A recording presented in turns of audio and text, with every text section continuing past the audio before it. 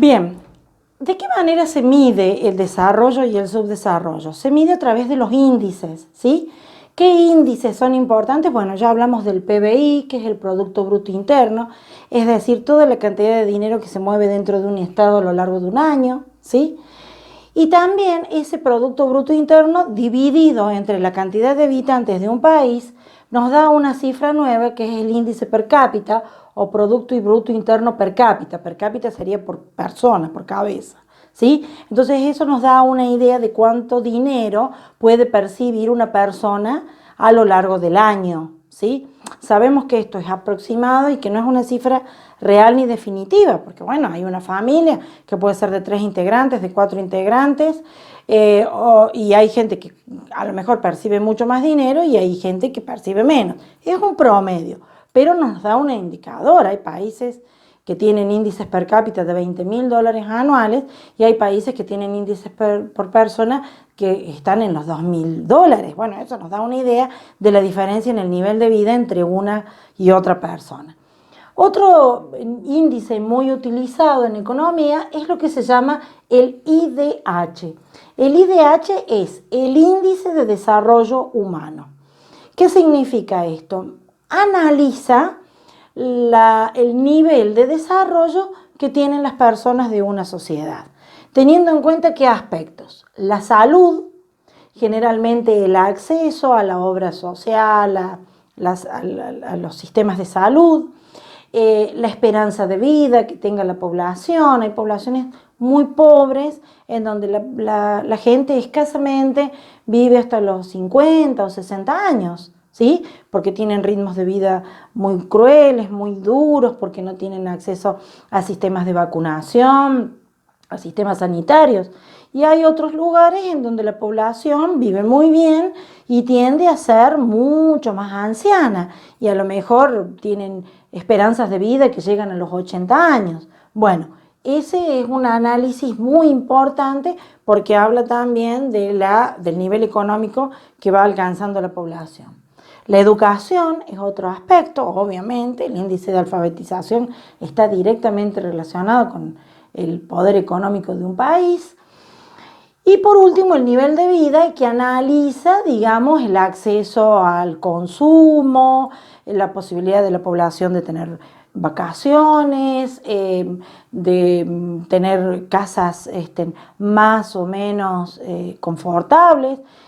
Por ejemplo, se tiene en cuenta el consumo de papel, la cantidad de basura producida por una sociedad también es muy importante, cómo son las viviendas, la confortabilidad de las viviendas, el acceso al agua potable. Todo esto también es muy importante en analizar para elaborar el IDH. Todo esto nos da una serie de datos de las poblaciones de los países. ¿Qué tenemos que tener en cuenta cuando vemos los datos? Primero, ¿qué origen tiene? Los datos tienen que ser datos proporcionados por las Naciones Unidas o por organismos reconocidos, ¿sí? Porque cualquiera que elabora un dato lo puede manipular o lo puede manejar a su capricho. Por ejemplo, acá en la Argentina hay un instituto que analiza los datos económicos de población, de salud, de educación, etcétera, etcétera, que se llama el INDEC, Instituto Nacional de Estadísticas y Censos, que durante mucho tiempo ha estado muy cuestionado porque se suponía que manipulaba datos, ¿sí? Que iba cambiando las cifras de acuerdo a las conveniencias del Estado, del gobierno de turno. Entonces, a veces nosotros nos dábamos cuenta cuando vamos al supermercado del cambio de precios de las cosas, pero para el INDEC no había inflación, ¿sí? Entonces hay una manipulación de los datos que no es buena. Por eso los organismos que proporcionen datos deben ser organismos confiables, ¿sí? Por ejemplo, en este momento, una fuente de datos muy importante para analizar toda la evolución de la pandemia es la Organización Mundial de la Salud, que en algún momento se la cuestionó. Pero bueno, también tenemos que entender que todo este desarrollo de la enfermedad es algo nuevo, que no se conoce, de lo que no se tienen registros. Entonces, bueno, puede haber datos que no sean totalmente reales, pero la Organización Mundial de la Salud es un organismo reconocido que no manipula datos, ¿sí? En general, las Naciones Unidas tienen distintas organizaciones que brindan datos confiables. Y el otro aspecto a tener en cuenta cuando vemos los datos es el análisis que de ellos hacemos, ¿sí?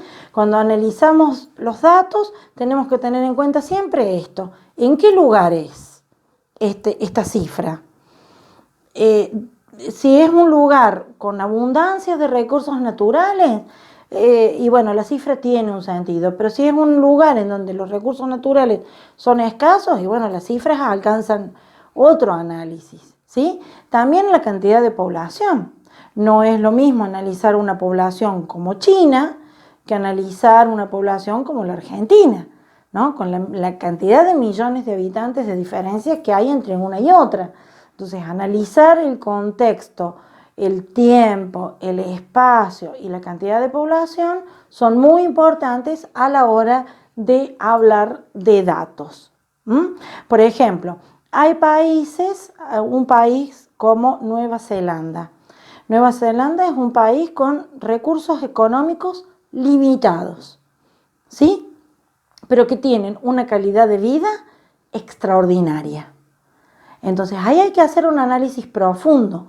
¿Cuál es la causa de que se hayan desarrollado tanto económicamente una isla en el medio del Océano Pacífico?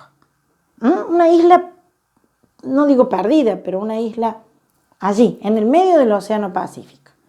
¿Por qué tiene tanto nivel de vida? Tiene un relieve volcánico sumamente peligroso, con terremotos frecuentes. Bueno, ¿cuál es la razón? Habría que hacer un análisis profundo para interpretar el alto nivel de vida alcanzado por su población. ¿Y qué pasa con Argentina?